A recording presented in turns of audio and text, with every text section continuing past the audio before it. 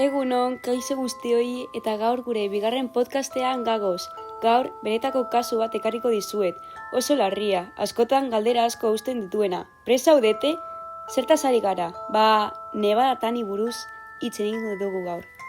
Historia hau Japonian gertatu zen, baina edozein lekuan gerta daiteke. Eskola arrunt batean, umeak eguneroko martxarekin.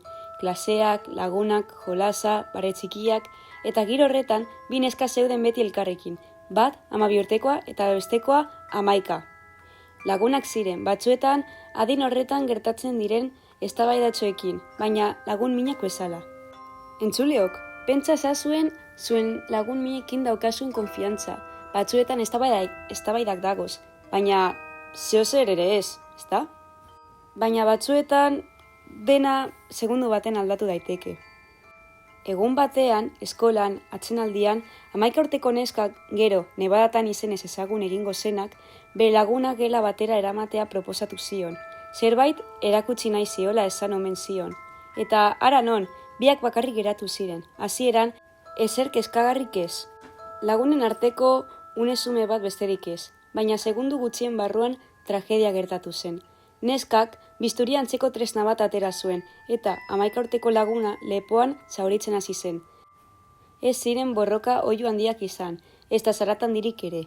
Dena oso azkar eta bortitz gertatu zen. Eta horretan, gela txiki horretan, laguntasunaren historia beldur eta tragedia bihurtu zen. Eta entzuleok, zergaitik, zer pasatzen da ume baten barruan halako erabaki bat hartzeko? Urratsa beldurgarriena da. Neskak gela utzi zuen odolez ikindutako arroparekin. Lasai samar, esan dezakegu. Beste ikasle batzuek ikusi zuten pasabidean, eta hasieran ez zuten ulertu zer gertatu zen. Irakasleak eta langileak korrika sartu ziren gelara, eta han aurkitu zuten lagula, hilzorian. Ez zuten ezerekin ahal, eta gela horretan jokabide bakar bate komunitate oso bat astindu zen. Ikerketak aurrera egin ahala, argitu zen ustekabean egindako joaldi bat ezela. Badirudi, bi neskak ez eudela ondo adiskidatuta azken egunetan. Interneten izandako mezu batzuk, komentario iragarri batzuk, eta ume izan da, inork ez zuela pentsatu gauzak horren muturreraino iritsiko zirenik. Baina hemen dator nire galderan aldia.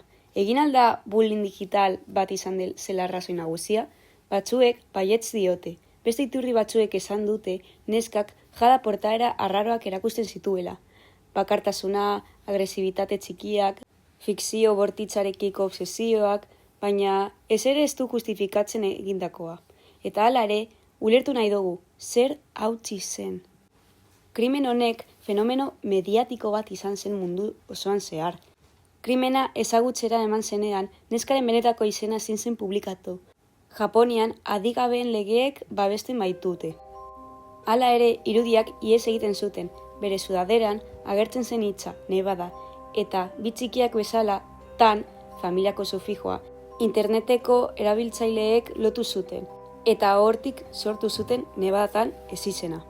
Eta hortik aurrera fenomenoa piztu zen, memeak, marrazkiak, bera sarearen ikono bat bihurtu zen, ziberbullyingaren aurre egin zuelako, modu oso bortizki baten, baina aurre egin zuen.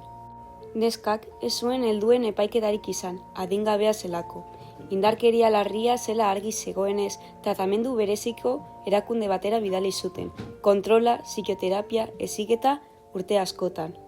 Urte batzuk pasatu ondoren, instituzioetatik kanpora atera zuten, eta gaur egun, heldu denean, anonimatuan bizi da. Bere izena eta identitatea babestu egin dituzte, eta ez da berriz publikoki agertu. Eta entzule maiteok, zer egiten du gizarte batek horrelako zerbait egin duen ume batekin? Berriz hasteko aukera eman behar zaio, eta biktimaren familia nola egiten du aurrera? Nebadatanen historia ez da erraza, ez da lineala, ez da soilik krimen bat, guztiak daude tartean, umeren emozioak eta euren segurtasuna, sare sozialak eta interneten eragina, hezkuntza eta arreta faltak, eta nola gizarteak ulertu nahi duen edo ez halako tragedia bat. Orain, zuek pentsatzeko galdera bat. Ume bat benetan alda konsientea egiten dagoana? Hausnartu, erantzun barnean, eta gogoratu, batzuetan historia ilunak ez dira fikziozkoak, gertatu egiten dira.